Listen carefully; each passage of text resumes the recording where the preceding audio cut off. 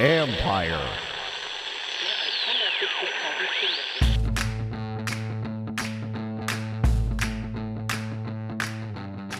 Hello and welcome to my podcast.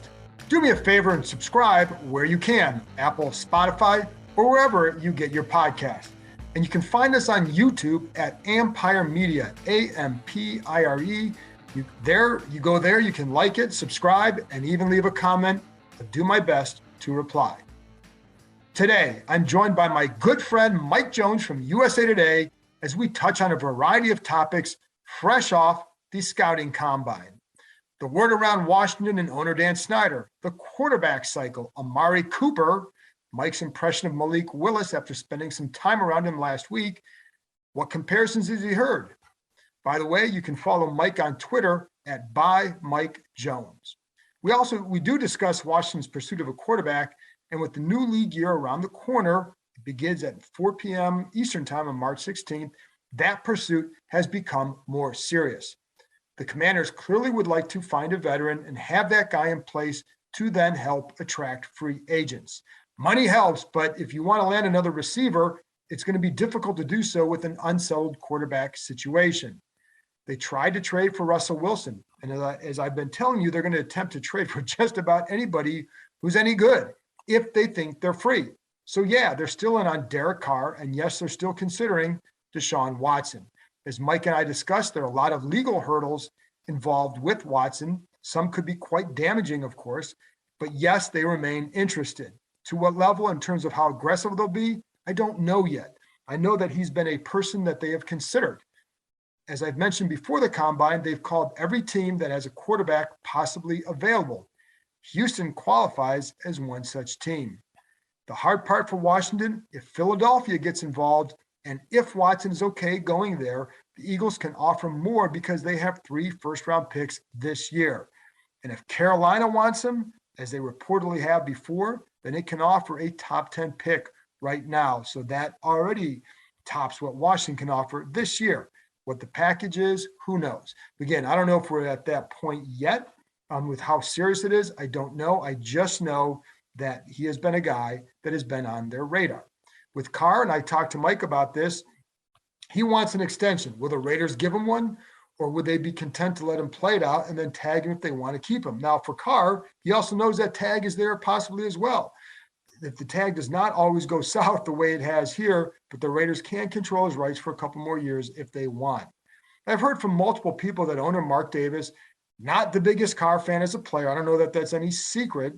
I've also heard that Josh McDaniel really liked Jimmy Garoppolo when they were both with the Patriots.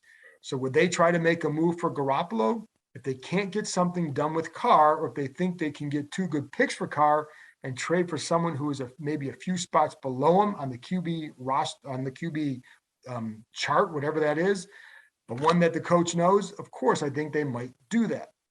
I don't have any idea what McDaniel thinks of Garoppolo now. And because it's been a few years since he had him with the Patriots, and there's been a few injuries in there, including the shoulder one right now that would require surgery. But that's the one scenario where Carr could be available. And again, I don't know that he is, but what I do know is Washington's going to have dialogue with the Raiders, or that, clearly they've, again, talked to every team, and that's a team that you would have to put on that list. Listen, until someone slams a door in your face, you're going to keep trying, and that's what they're doing. They've made their pursuit public because I do think they want people to know how much they're trying. The hard part is there could be all this talk about big names, and the end result could be a Mitch Trubisky or a Teddy Bridgewater, guys that aren't going to excite the local fan base.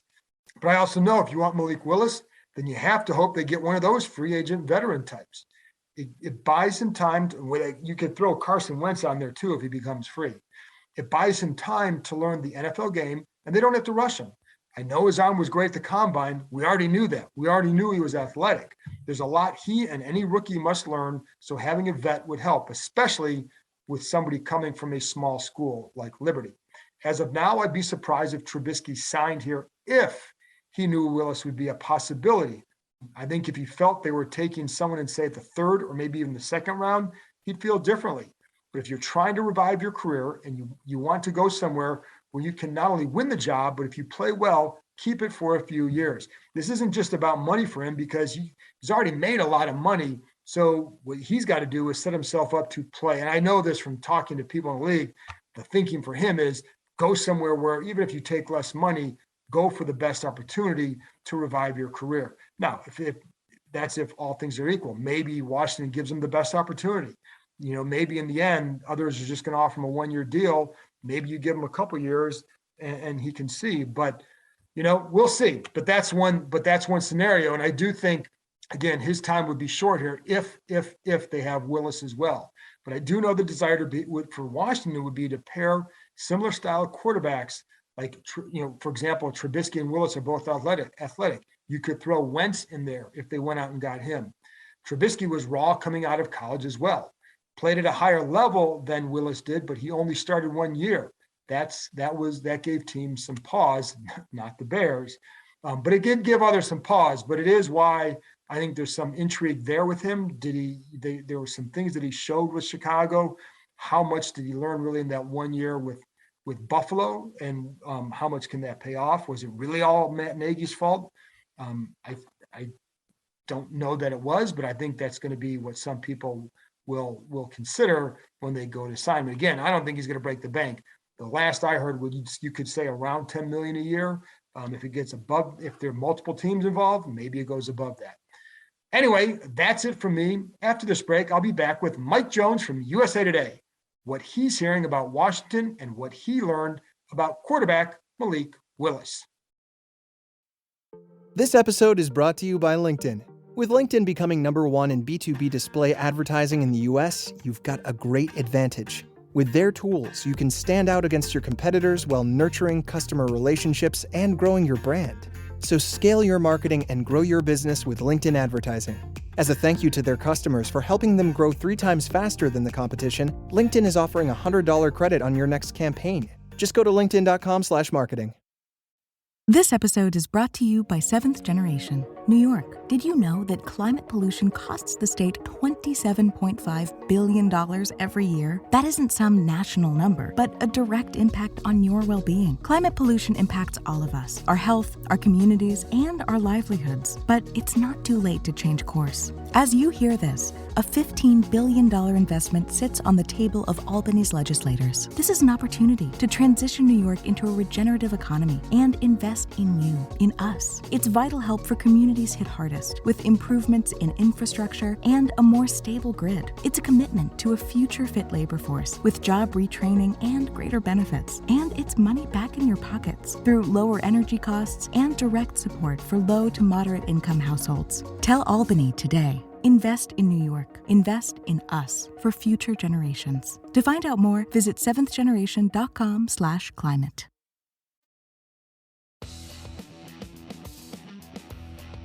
Guys, if you're looking for that extra confidence when it's time to have a little bit of fun, let me tell you about BlueChew.com. BlueChew is a unique online service. It delivers the same active ingredients as Viagra and Cialis, but it comes in chewable form and it's at a fraction of the cost. BlueChew's tablets will help you combat all forms of ED.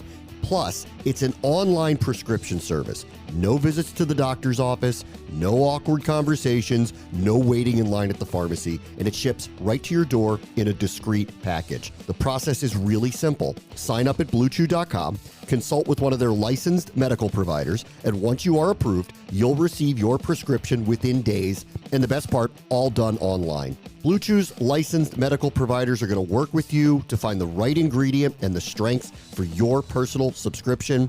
Plus, their tablets are made in the United States. They prepare, they ship direct, and it's so much cheaper than going through a pharmacy. And here's a special deal for our listeners. Try BlueChew free when you use our promo code KEIM, K-E-I-M, at checkout. Just pay $5 shipping. That's BlueChew.com, promo code KEIM, K-E-I-M, to receive your first month free, and we thank BlueChew for being a sponsor of our show. Welcome back. Now here's my conversation with Mike Jones from USA Today. Again, you can follow him on Twitter at @ByMikeJones. Mike, a week back from spending a week at the Combine. First of all, have you recovered yet?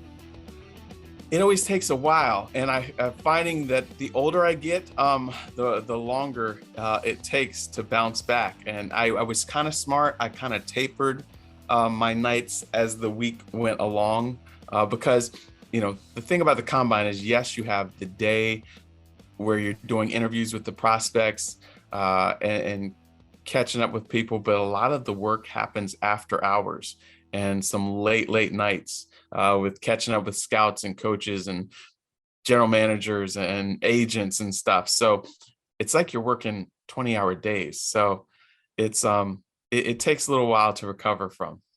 It's also something that's gotten harder because there's so many people there. So it's harder sometimes to get time with some people unless you're waiting for them late at night too. And because the timing of it has changed as well.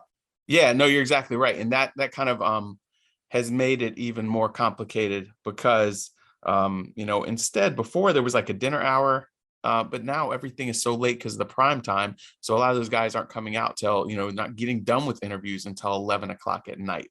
And so, yeah, it just makes the days even longer. And it's just not, it's great for TV purposes, but even for the athletes, the coaches, it's not as practical as it could be. Right. Well, let's talk about some of the things you may have learned from there. Obviously, not everything you're going to be able to divulge, but just about some prospects. And I want to start with Malik Willis, since you just wrote about him a couple of days ago in USA Today. And for people who want to see it, go back and check it out. What did you learn about him just from the interview and the stories that you had to write on him and just being around him for at least a little bit? I really liked his mental makeup. He is very confident, but is also very down to earth. Had a humility to him, and also doesn't seem like he gets too high or too low. Doesn't buy into the hype machine. Really just, it seemed like, but he has some humor to him as well.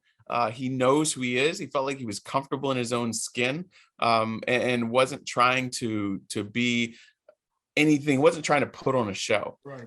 And then I think one of the most impressive things was he didn't even realize was being taped was after his interviews, he was seen on the street giving clothes to homeless people. Right. And I also saw at one point during he was walking through the convention center, because there are, fans can come into certain parts of that. And this kid, he stopped and was very gracious and signed stuff, where normally, players you're not supposed to, there are signs saying no autographs. But he was there and, had no problem taking some time out for some young fans. But again, he had great answers, well thought out, was a thoughtful person, quick to give credit to other people, his parents, his coaches. I just really, and again, like I said, he had some humor to him. And I was like, if we're just drafting based off of personality, sell the house, sell the farm, right, and move up high and get him, so we'll see. Now, as far as his performance goes, from talking to NFL talent evaluators, they didn't really learn a whole lot because they'd seen him at the Senior Bowl, throwing, but they felt like, hey, he can definitely throw.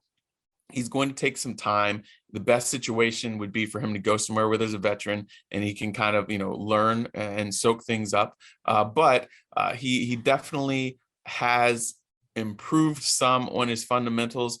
He talked about needing to improve his footwork and his base to help improve his accuracy. And from what they said, it looked like he's taking strides. Now, he's still not anywhere close to a finished product, but they did see some growth out of him. And he's got such a high ceiling. That's why he's very intriguing. And you had in your story, and some of these comps I've heard as well, tell people some of the comps that you heard for him. Yeah, there were people who were saying that, he could be a Donovan McNabb, Steve McNair type, that he reminded him of them. Now, Steve McNair was bigger. He is similar in size to Donovan McNabb when Donovan McNabb was coming out.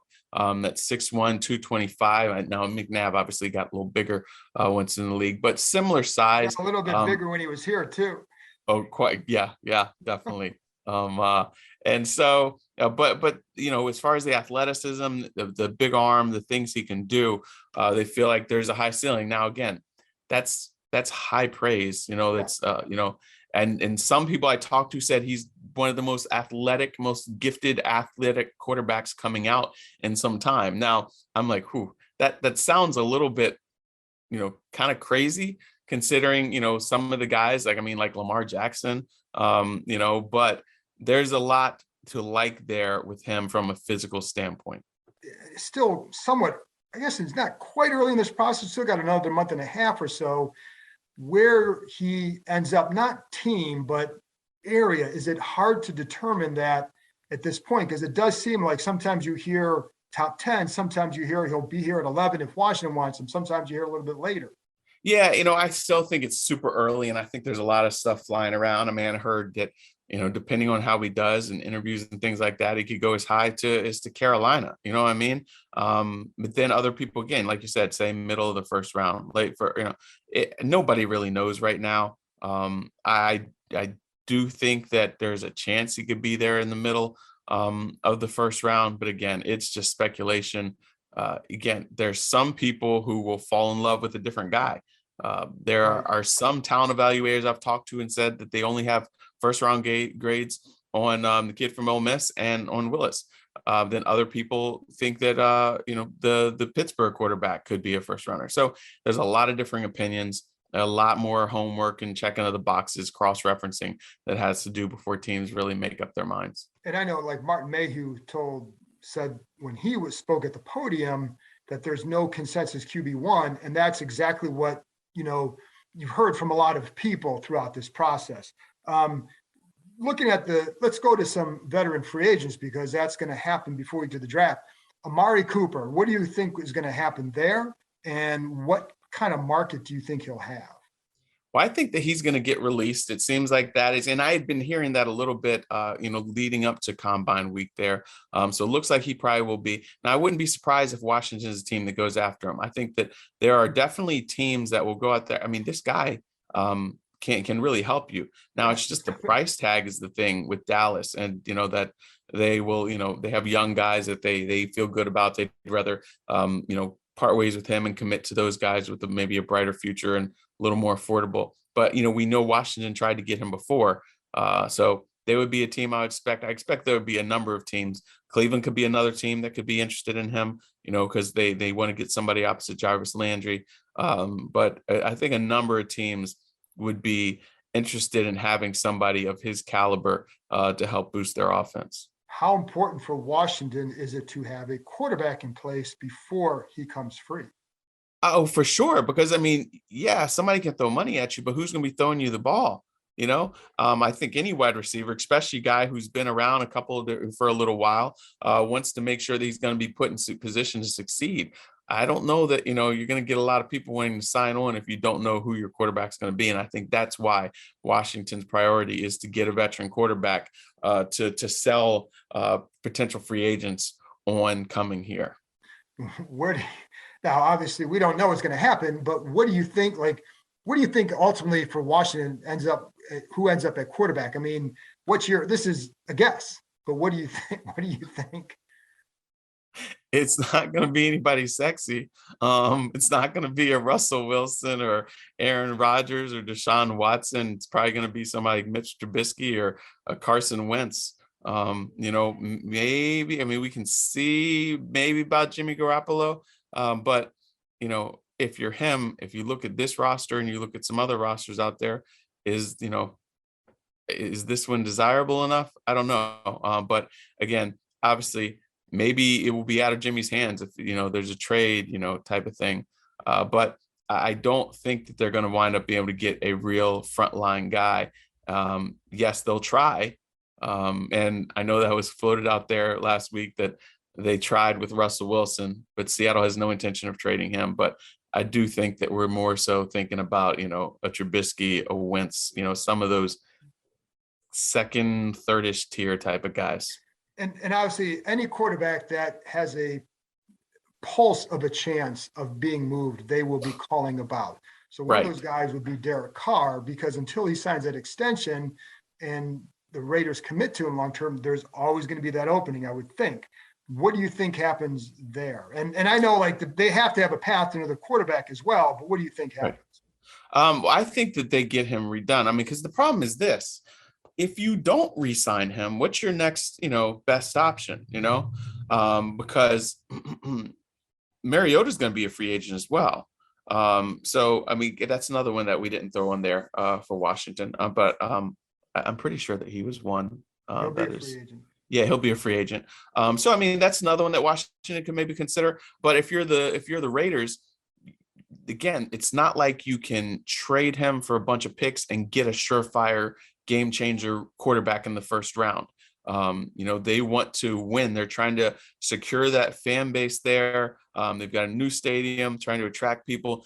If you're having to restart at quarterback, and you're much better off going with the guy who got you into the playoffs, and Derek Carr, getting him taken care of and continue to build. I imagine that working with him is something that appealed to Josh McDaniel. So, last year, early in the year, it was looking a little bit shaky there for his tenure there. Yes, I know they still have to get that taken care of, but I feel like he's going to be there in Las Vegas.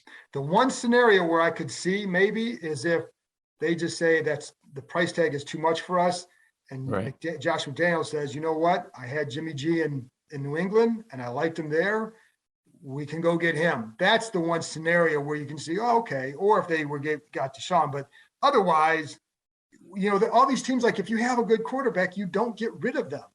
Right. And then the other thing is, okay, so say they do, but I mean, okay, he wants to go somewhere where he can win.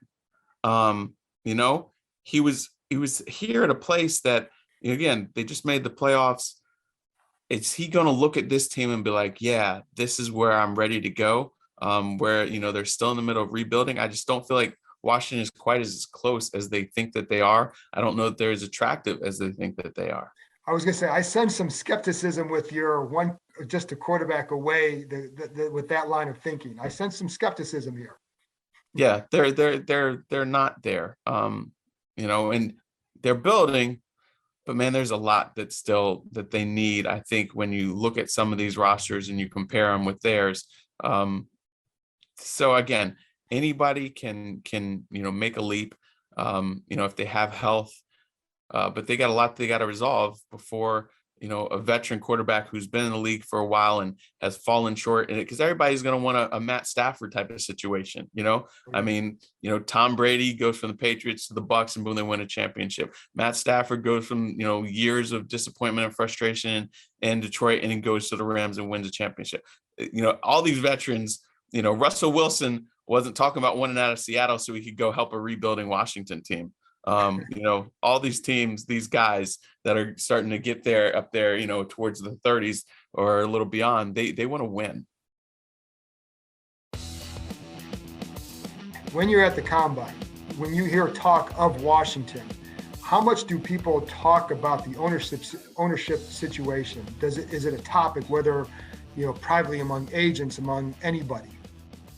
Yeah, I did have a number of people who talked about it, and they basically said that nothing's going to change here until the owner's gone. That was the consensus that a number of people had there. Just like, man, what a mess that is. Unfortunately, that stench is still there for people, and a lot of people respect Ron and his coaching staff, but at the same time, they know that this thing is kind of like Gilligan's Island, where, the episode, the events change, but you always wind up stuck on the island. They know who the owner is and they can slap some new paint on it and, have a revolving door at quarterback and change the name and everything. But the guy who's leading it is still the same guy. And there's a reason why they haven't won in years. Consistently. And so people kind of feel like, here they go again. So are you talking about the episode where Gilligan did something stupid and the skipper got mad at him? You saw that one? Yeah. You saw that? Yeah.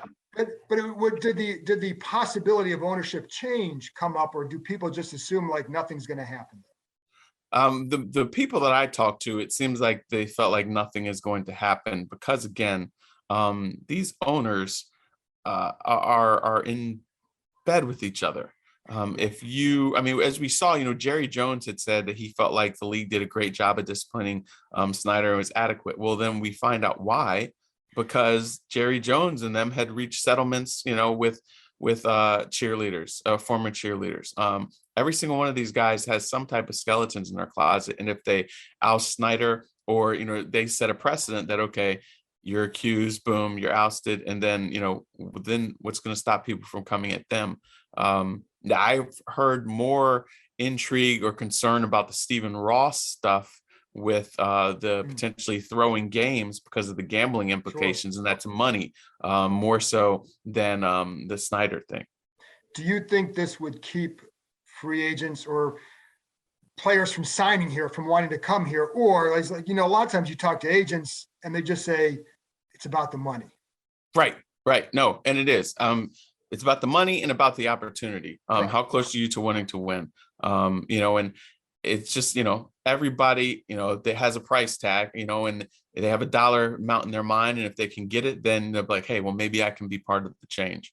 And some people will be okay with that. Some people won't. But if you're comparing two teams and the money is similar and you have a more stable situation, then you're going to opt for that rather than the dysfunction. But I don't think that it'll, outside of quarterback, I don't think that, it'll hurt them too much. What do you think happens with Rodgers? No, I think he goes back to Green Bay. I talked to a number of people last week when I was doing something on that, and there's a sense of optimism. I wouldn't say quite confidence, but there are people close to that organization who feel like pretty good that he's coming back there.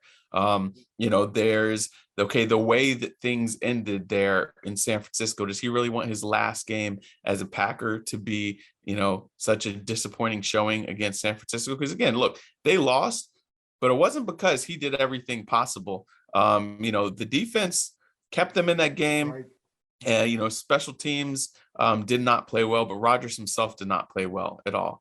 And they could hardly score. So does he want his legacy ending in Green Bay like that? One person said they didn't think so. And again, things have gotten to, it's just the tone when he talks about the organization, about the GM. The first three people that he thanked with his MVP were Gutekunst and Mark Murphy, and the executive VP of football operations, Ball. And then he went on to Matt LaFleur. From talking to people, I feel like he's going to be back there. Now, again, he's a different guy. He could change his mind, whatever. But I think my money is on Green Bay. Deshaun Watson, I'm sure like this team is considering him. So yeah. I don't know that you can dismiss that for them. Whether or not they would pull it off or would they attempt to pull it off, don't know yet. But it's certainly something that's been in discussion. So what do you think happens with him? I know a lot of people are going to say like this team should not be in the market for him for obvious reasons. Well, okay, say that there are no criminal charges and everything is settled, and either it's dropped or it goes away or whatever. This team most definitely is going to pick up the phone and try to find it. You know what I mean? They're from what I gather, he's still on their list of potential targets. Yep. What happens there, I really don't know. I feel like, time is getting short here. I talked to people who felt like that before the start of free agency, he was going to have this stuff resolved, whether it's by settlements or whatever. And that way, they know what they're getting into and what his future is going to be. And, as far as like legally, but we're close. So I believe someone said that he's exhausting all resources. So I believe that they're trying to make sure they have a resolution by the start of free agency. I don't know if it will be the case, but I feel like, okay, he's going to play this year. Denver's been mentioned as a possibility, but again, we don't know when this stuff is going to be resolved. Right, that's a problem. And that's the tough thing about it. And there hasn't been a whole lot of news or anything coming out, which makes you think that maybe they're still working kind of feverishly trying to get something resolved. Last thing, you and I have covered quite a few new head coaches in this league. You look at the guys that we were around. It was Sean, it was Kyle, it was LaFleur, it's now Mike McDaniel, you got Kevin O'Connell. How surprised are you to see all these guys elevate to that position? I would have never in a million years looking at Mike McDaniel in 2010 and thought, this guy's a future head coach. Agreed. Now, 3 years ago when I went to training camp and saw, I guess it's 2 years ago, it's all running together. 2 years ago, went to training camp and saw how active and hands-on he was as Kyle was just kind of standing back. And I was like, wow, this guy has grown up. This guy has changed a lot. And he is very, it sounds crazy, but I see why he's a head coach. Now he's a little bit different. I had wondered, okay, once he gets in front of these owners, I mean, are they going to connect with him? Are they going to get his humor? But he's again, definitely quirky. He's a quirky guy, but players like him. And people had asked me, dude, what are the locker room guys? But players like this guy. So, 2010 me would have never thought that he was going to be a head coach. 2019 me could start to see it. And so that's interesting. Kevin O'Connell, surprised he's a head coach as quickly as he is. Now, once the hiring cycle started, I did talk to a number of people who thought that he had a good chance to get one this offseason. And so, and here he is. But it's just something that here we were, what is this? A third of the coaches in the NFL were here. It feels like it's crazy. But it just goes to show you that it's not just about the coaching. Everything's got to be, your front office has got to be on the same page. And then once these coaches got in situations where they have, the front office and the head coach are on the same page, and everybody's moving to the same direction, pulling rope, then you can have success. And, that's what each one of these guys have fallen into situations or worked their way into situations like that. And you never know if Dan Snyder and Bruce Allen and Mike Shanahan could have all been on the same page. It just makes you wonder, man, what could have happened here? But there's just too much dysfunction, because there's no way that these sharp coaches, Kyle, Mike, Matt LaFleur, Sean McVay, are three of the most successful and prolific offensive coaches in the league right now, when they all were working together in Washington. It should have turned out better than what it did. It did. And, the other guy that, and this would lead to a whole other discussion, so we don't need to go down the whole road, but the guy that I want to see get a job is Raheem Morris, because he deserves it. I know, he got fired after a couple of years in Tampa Bay, but he was very young. And I like that he went to the offensive side of the ball to learn. Then he went back to defense. He's done a good job with there. I think he's a personable guy. Players like him a lot. So, but he's a guy who we are also around that I would love to see get another chance. Yes, he should have gotten a job this past. He did a masterful job throughout the playoffs and in the Super Bowl. He should have gotten a head coaching job. I would say he should have gotten one before Kevin O'Connell. But we'll see what happens as far as next year goes. But he was young. He learned a lot from that situation here. If Adam Gase can get a second chance and get a head coaching job, and he blew that second chance, but if he can get a second chance, Raheem Morris definitely should get a second chance. We'll see how that plays out. But it's just interesting, when we're talking about guys in better situations, even Joe Barry, I'm not saying future head coach, but Joe Barry proved himself to be really good at running a defense up in Green Bay, because he's got the pieces that fit the system, which, in Washington, Jim Haslett, Joe Barry, they always were running systems where they were trying to fit kind of pegs into square holes, right? And now you see what some of these guys can do when they actually have the right pieces and so again, so much goes into this. It's not always just, are you a smart head coach? Well, what else are you working with and everything like that? I think, and I appreciate you coming on. What you said is the key. Front office coaches have to be on the same page. And for so long here, that wasn't the case. And people butting in who didn't have the expertise to really do that or shouldn't be doing that. So We'll see if it is now, but then the owner has to stay out of the quarterback decision, and we don't know if that'll happen. So, Mike, thank you very much for coming on. Always appreciate it. And people need to follow you on Twitter, and I will have already told them where, but if you want to tell them again, go ahead. Yeah, it's at by Mike Jones on Twitter, usatoday.com. And yeah, thanks for having me, man. Always good catching up with you. All right, Jonesy. That's it for this episode. Thanks to Mike for joining me, and thank you, as always, for listening. I'll be back with another episode on Wednesday. And by the way, I'm going to be talking to former tight end Logan Paulson this week. I'll talk to you next time.